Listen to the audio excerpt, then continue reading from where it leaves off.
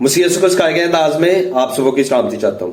Please इस video को skip ना कीजिएगा। इस वीडियो के बाद मैं एक ऐसा बयान लगाने वाला हूं जिसको सुनकर, जिसको देखकर आपकी रूह ताजा हो जाएगी और मेरी तरह और पूरी दीन मसीहत की तरह आप भी उस शख्सियत को सलाम पेश करेंगे।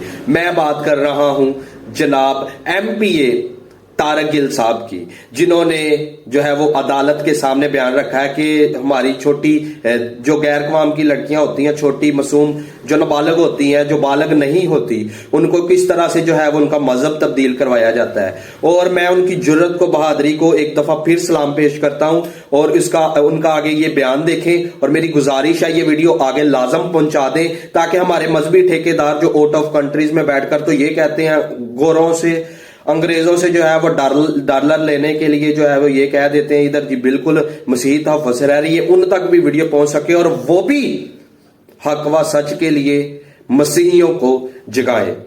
Thank you, God bless you. आगे ये वीडियो लाजम देखें। को इस्लाम कबूल करवाया जाता है, बड़ी राइट है जनाब। 12 साल की बच्ची को, महम को पिछले हफ्ते डंडे के जोर पर इस्लाम कबूल करवाया गया। जब मैं थाने पहुंचा तो मुझे DSP साहब कहने लगे कि जी इसने अपनी मर्जी से इस्लाम कबूल किया। जनाब स्पीकर, हाथ जोड़कर विनत करता हूं, जब 18 साल से पहले कैसे बंदा इस्लाम से वाकफियत हासिल कर सकता है? एक बच्चा क्रिश्चियन कम्युनिटी में, हिंदू कम्युनिटी में, सिख कम्युनिटी में पैदा होता है, उसने अपनी क्रिश्चियन, हिंदू या सिख मां का दूध पिया है, उसने बचपन से लेकर अपनी जवानी तक अपने मजहब की तालीम हासिल की है। जनाब स्पीकर, वो कैसे हो सकता है कि 2 दिन में वो, उसको सिपारा भी नहीं आता, उसको कलमा भी नहीं आता, उसको हदीस भी नहीं आती, उसको कुरानी आयत भी नहीं आती। जनाब स्पीकर, वो कैसे मुसलमान हो चुकी? मुझे इस बात की कोई पता नहीं, आज तक नहीं समझ आई। जनाब स्पीकर, आज तक नहीं समझ आई। मैंने DSP से कहा, इससे कहें कि मुझे पहला कलमा सुना दे, अगर ये सुनागी तो मैं मान जाऊंगा। जनाब 18 साल की उम्र से पहले तो ड्राइविंग लाइसेंस नहीं बनता, शनाख्ती कार्ड नहीं बनता। जनाब स्पीकर, तो ये इतना बड़ा सर्टिफिकेट ना दिया जाए। मैं हाथ जोड़कर विनती करता हूँ सर, मैं हाथ जोड़कर विनती करता हूँ, बड़ा जुल्म हो गया हम पर तरस खाया जाए। कायदे आज़म मोहम्मद अली जिन्ना ने जो हमारे साथ खिताब करते हुए ये बात कही थी कि यहाँ पर किसी को किसी के मजहब पर कोई फौकियत हासिल नहीं होगी। जनाब स्पीकर, हमने और हमारे बड़ों ने बड़ी जुर्रत के साथ वोट दिया। पाकिस्तान का सबसे बड़ा सूबा पंजाब, जब ये पाकिस्तान का हिस्सा नहीं बन रहा था तो उस वक्त के नाम नहाद लीडरों ने ये नारा लगाया था, जो मांगेगा पाकिस्तान उसे मिलेगा कब्रिस्तान।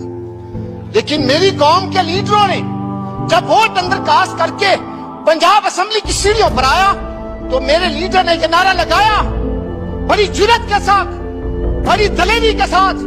उसने कहा पाकिस्तान बनाएंगे और सीने पे गोली खाएंगे।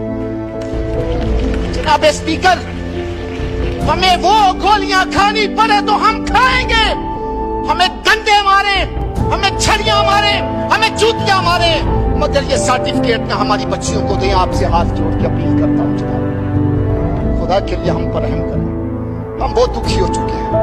ये पास्टर साहबान, मैं खुशनुदी की बात नहीं करना चाहता, मैं बड़ी तारीफें भी करना चाहता हूँ। पाकिस्तान मेरा वतन है, इस पाकिस्तान के लिए मैं और मेरी औलाद और मेरा बाओजदाद, मुझे सारे लोग अपने खून का एक एक कतरा बहाने के लिए तैयार है। जनाब स्पीकर, खुदा की कसम मैं खा के कहता हूं, जब भी पाकिस्तान पे कोई मुसीबत आई, खुदा ना खास्ता कोई भी मुसीबत आए, तो मैं यकीन से कहता हूं कि सबसे पहले मेरी कौम का नौजवान, मेरी कौम का बूढ़ा, मेरी कौम की बहन, मेरी कौम की बेटी, मेरी कौम की मां अपने खून का एक एक कतरा बहाने के लिए तैयार होगी। पाकिस्तान मेरा पाकिस्तान है जनाब। मैं आपको एक छोटी सी बात कह के अपने ख्यालात का